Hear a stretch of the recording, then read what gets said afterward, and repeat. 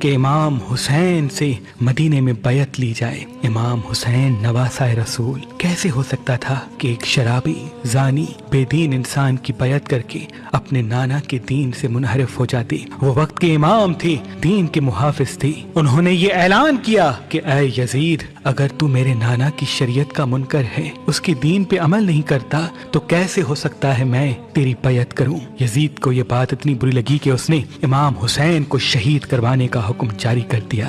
یزید اور ان کے ساتھیوں کی یہی کوشش تھی کہ مدینے میں ہی آل محمد کو قتل کیا جائے۔ امام حسین کو جیسے ہی اس بات کا علم ہوا تو آپ نے اپنے تمام عزیز و اقارب سے کہا، چلو، میں نہیں چاہتا کہ میرا خون ناحق میرے نانا رسول اللہ کے شہر میں بہے، بس آپ اپنے نانا حضرت محمد مصطفیٰ صلی اللہ علیہ وآلہ وسلم کی قبر مبارک پہ آتے ہیں اور رو کے فریاد بلند کرتے ہیں کہ اے نانا، اب تیری امت مجھے تیرے شہر میں رہنے نہیں دیتی۔ روتے روتے آپ کی آنکھ لگتی ہے، آپ خواب دیکھتے ہیں کہ حضرت محمد مصطفیٰ صلی اللہ علیہ وآلہ وسلم فرماتے ہیں، اے میرے حسین، تو جہاں جہاں جائے گا تیرا نانا بھی تیرے ساتھ ہوگا۔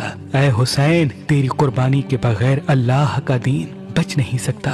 امام حسین خواب سے بیدار ہوتے ہیں، اپنے نانا رسول اللہ کے روزے کو سلام کر کے، اپنی ماں سے الوداع کہہ کے، تمام بچوں کو، ساتھیوں کو لے کے مدینے سے روانہ ہوتے ہیں۔ تاریخ نے لکھا، امام حسین کی ایک بیٹی جو شبیہ بی بی فاطمہ الزہرا سلام اللہ علیہا تھی، جن کا نام امام حسین نے فاطمہ صغرا رکھا تھا، اس وقت آپ بیمار تھیں اور امام حسین کو یہ علم تھا کہ ان کی شہادت کے بعد ان کی بیٹیوں کو، بہنوں کو آل محمد کی مستورات کو قید کیا جائے گا اور کوفہ و شام کے بازاروں میں پھرایا جائے گا، ان کو پتھر مارے جائیں گے۔ تبھی امام حسین یہ نہیں چاہتے تھے کہ بی بی سیدہ فاطمہ الزہرا سلام اللہ علیہا کی ہم شکل بی بی بھی بازاروں میں آئے۔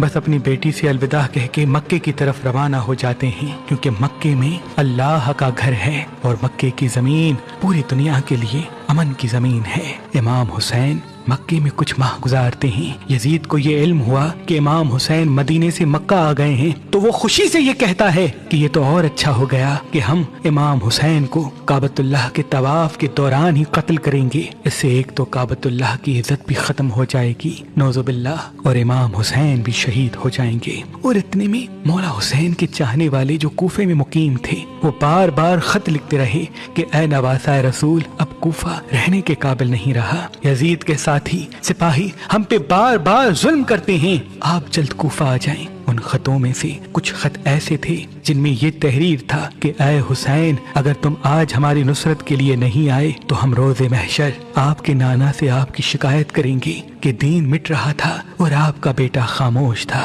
بس امام حسین نے اپنے سفیر مسلم بن عقیل کو کوفے کی طرف روانہ کیا اور یہ فرمایا کہ اے مسلم، جا کوفے والوں کے حالات معلوم کر اور اس کے بعد مجھے خط لکھنا، پھر ہم بھی جلد وہیں آ جائیں گے۔ مسلم بن عقیل کوفے پہنچتے ہیں اور دیکھتے ہیں کہ ہزاروں کی تعداد میں مولا حسین کے چاہنے والے امام حسین کے منتظر ہیں۔ آپ نے جب لوگوں کی محبت دیکھی تو ایک خط امام حسین کی طرف مکے روانہ کر دیا اور اس خط میں یہ تحریر تھا کہ اے نواسۂ رسول، جلد آپ کوفے آ جائیں تاکہ یہ سارے لوگ جو یزید کے ظلم کی وجہ سے پریشان ہیں آپ کی بیعت کر سکیں۔ بس جیسے ہی خط امام حسین کو ملتا ہے تو امام حسین کو پہلے سے ہی معلوم تھا کہ مکے میں ان کو شہید کرنے کی تیاریاں چل رہی ہیں۔ امام حسین نے یہ چاہا کہ ان کے خون سے اللہ کی زمین رنگین نہ ہو اور وہ جو ماننے والے بار بار امام حسین سے مدد طلب کر رہے ہیں ان کی بھی حاجت پوری ہو، تو آپ اپنے بچوں کو، بہنوں کو، ساتھیوں کو لے کے مکے سے ہجرت کر کے کوفہ کی طرف روانہ ہو جاتے ہیں۔ اور وہاں اس بات کا علم جب یزید کو ہوتا ہے کہ کوفے والوں نے مسلم بن عقیل کی بیعت کر لی ہے، تو آپ بے رحم، بے دین اور محمد و آل محمد سے نفرت کرنے والے عبید اللہ بن زیاد کو کوفے کا گورنر بناتے ہیں تاکہ وہ آل محمد کے چاہنے والوں پہ ظلم کر سکے، مسلم کی بیعت توڑ سکے۔ بس ابن زیاد کسی کا سر کٹواتا ہے، کسی کو سونے سے خریدتا ہے، کسی پہ ظلم کرتا ہے، کسی کو لالچ دیتا ہے، اور رفتہ رفتہ لوگ حضرت مسلم بن عقیل سے دور ہوتے جاتے ہیں، یہاں تک کہ آپ تنہا رہ جاتے ہیں اور کوفے کی گلیوں میں پھرتے رہتے ہیں اور کہتے رہتے ہیں، اے کوفے والو، تم نے تو مجھے خط لکھ کے بلایا تھا اور آج اپنے اپنے گھروں میں ऐसे छुप के बैठे हो जैसे तुम मुझे जानते ही नहीं। हजरत मुस्लिम बिन अकील चलते चलते एक घर के पास आते हैं और उसकी दहलीज पे बैठ जाते हैं। उस घर से एक बूढ़ी औरत निकलती है। जैसे इस जवान को देखती है तो कहती है, ऐ जवान चले जाओ, क्या तुझे मालूम नहीं कि गवर्नर का हुक्म है कि कोई भी अपने घर से बाहर न निकले वरना उसका सर कलम किया जाएगा। मुस्लिम बिन अकील फरमाते हैं, मेरा तो वतन मदीना है, मेरा यहाँ कोई घर नहीं। वो पूछती है, तुम कौन हो? हजरत मुस्लिम फरमाते हैं, मैं इमाम हुसैन का सफीर मुस्लिम बिन अकील हूँ। वो बूढ़ी औरत फौरन उसको अपने घर ले आती है, खाना खिलाती है, पानी पिलाती है और कहती है कि ऐ जवान, आज की रात यहाँ गुजार ले,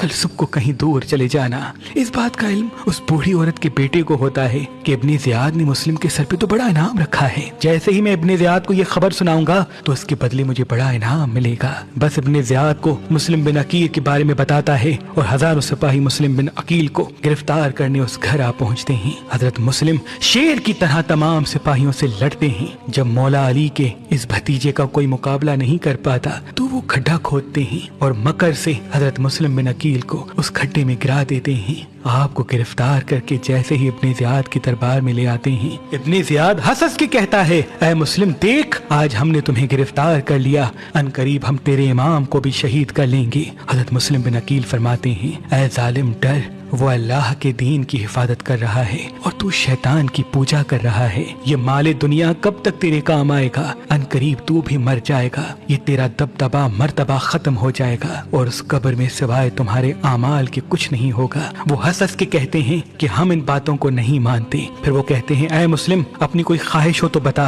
हजरत मुस्लिम बिन अकील फरमाते हैं, मेरी एक ही ख्वाहिश है कि मेरा पैगाम मेरे इमाम हुसैन तक पहुंचाया जाए कि वो कूफा ना आए, क्योंकि कूफा के लोग बेवफा हैं। इब्ने ज़ियाद और उसके दरबार वाले हंसते रहे और मुस्लिम बिन अकील को दारुल अमारा की छत से गिरा देते हैं। जैसे ही आप शहीद होते हैं तो आप अपने इमाम हुसैन को आखिरी सलाम करते हैं और फरमाते हैं, ऐ मेरे मौला हुसैन, अपने गुलाम का ये आखिरी सलाम कबूल हो।